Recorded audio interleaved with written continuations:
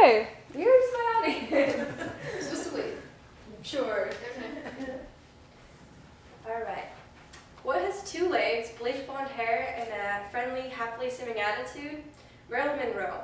Marilyn Monroe was something we have all marveled at. She was a 1900 goddess. She had beauty, talent, and was deeply misunderstood. She was portrayed as the dumb blonde throughout the entirety of her career, and there was a side to her that no one except for those who were close to her knew. So today I will be telling you about that side and how Marilyn became who she was because of her childhood, her environments, and her determination. So first off, according to the article Marilyn Monroe from the American Cultural Leaders, she was born on June 1st, 1926. She lived a little bit of a rough childhood without a father, and her mother was almost always living in a hospital because she was very mentally unstable. This would have taught Marilyn to stand on her own 2 feet and how to be strong. Also, according to this article, Marilyn had a great friend in her life. This friend was named Grace Mackey. Grace was a family member that was like, she wasn't blood related, but she was really the only person Marilyn could rely on. And so when Marilyn was young, Grace told her that, and I quote, "Don't you worry, Norma Jean. When you grow up, you'll be a beautiful girl, an important woman, a movie star." And this would have inspired Monroe to go out and pursue her dream and turn that saying into reality. So also, according to Conrad, the author of the article, What Was So Special About Marilyn Monroe? She lived in many different environments in her childhood and the rest of her life. She lived with many different families in many different homes, and even in her childhood, she may have lived in some orphanages because in 1934, her mother was sent to the Santa Monica Mental Institute. This would have taught Marilyn to stay on her toes and how to deal with the hardships and the reality of life, even at such a young age. Between these times, Grace Mackey was one of the only stable environments that Marilyn ever had. She was having to move away at one point, though, taking away the stable environment and leaving Marilyn with a dilemma.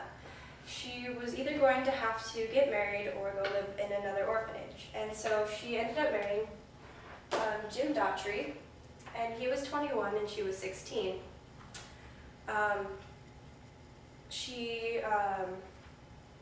In 1944, went to work in a parachute factory and was photographed by a man named David Conover. After the photography, she was asked by him if she would continue working for him as a model. When her husband came back from the war, Marilyn and him got divorced because he didn't like her working as a model. In 1946, she changed her name from Norma Jean to Marilyn Monroe and signed a contract with 20th Century Fox. They launched her as their new star, and that's how her movie career got started. She started in a total of 28 movies, and these are a few of them.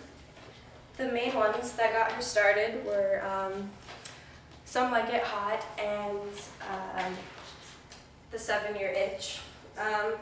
So according to Paul Rudnick from the Times Magazine, in the article The Blonde Marilyn Monroe, in 1954, Marilyn married Joe DiMaggio, a baseball star.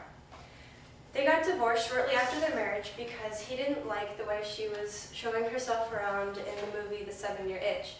And this is the scene that he didn't like her doing, and so they got divorced.